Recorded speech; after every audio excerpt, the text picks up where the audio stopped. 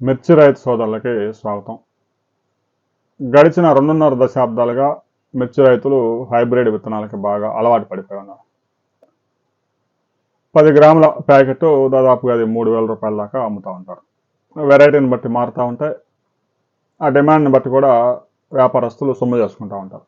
అంటే కేజీ విత్తనాలు, మిర్చి విత్తనాలు 3 లక్షల రూపాయలు. సరే, రైతులు కేజీలు అవసరాలు ఉన్నాయి కాబట్టి 100 గ్రాములు, 200 గ్రాములు, 300 గ్రాములు రైతులు సాగు చేసేదాన్ని బట్టి ఆ మిర్చి విత్తనాలు కొనుగోలు చేసి నర్సరీలో నారు పెంచుకొని పొలంలో నాటుకుంటాం. ఎప్పుడైతే హైబ్రిడ్ విత్తనాలు వచ్చాయో 1 ఎకరా మిర్చి విత్తనాలు కొని నర్సరీలో నారు పెంచి పొలంలో నాటేసరికి 50,000 రూపాయలు ఖర్చు అవుతా ఉంది ఎకరాకి. కౌలు రైతు అయితే ఎకరాకి 30,000, 40,000 ముందే పేమెంట్ చేసుకోవాలి. ఈ విధంగా మిర్చి సాగు 1 ఎకరాల మిర్చి సాగు చేయాలంటే 2 లక్షల నుంచి 2,50,000 రూపాయల దాకా ఖర్చు అవుతా ఉంది. ఇక కూలీ ధరలు కూడా విపరీతంగా పెరిగిపోయాయి. దానికి మరో కారణం కౌలు ధరలు, కూలీ ధరలు, విత్తనాల ధరలు, ప్రతి దాని ధర పెరిగిపోవడంతో మిర్చి సాగు ఎకరాకు 2.5 లక్షల రూపాయలకు చేరింది. ఇప్పుడున్న పంటల్లో అత్యధికంగా పెట్టుబడి అయ్యే పంట అదే. అయితే రైతు సోదరులకి ఆంధ్రప్రదేశ్లోని వ్యవసాయ పరిశోధనా కేంద్రం లామ్ ఒక అద్భుతమైన అవకాశం కల్పించింది. అధిక దిగుబడినిచ్చి తెగులు తట్టుకునే రకాలు LCA 643, LCA 625 రకాల మిరప విత్తనాలు రైతుల కోసం అందుబాటులో ఉంచింది.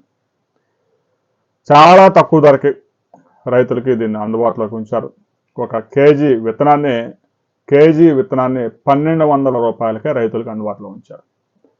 ఒక్కో రైతుకి 250 గ్రాములు మాత్రమే, పావు కేజీ మాత్రమే ప్రస్తుతానికి సరఫరా చేస్తూ ఉన్నారు. ఎందుకంటే ఎక్కువ మంది రైతులకి ఇవి రీచ్ అవ్వాలి కాబట్టి. ఆ తర్వాత రైతులు పండించిన పంట నుంచి కూడా విత్తనాలు తయారు చేసుకోవచ్చు. ఇది నేరుగా ఎదబెట్టడానికి అనువైన రకం. సన్నగా ఉంటుంది, 8 నుంచి 10 సెంటీమీటర్ల మధ్యస్థ పొడవు ఉంటుంది.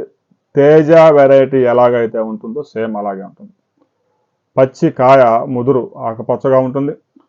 సూటి రకాలు అంటే హైబ్రిడ్స్ కాకుండా ఏదైతే నాటు రకాలు ఉన్నాయో ఆ రకాల్లో అధిక ఘాటు 45,000 నుంచి 50,000 SHU ఘాటు కలిగి ఉంటుంది.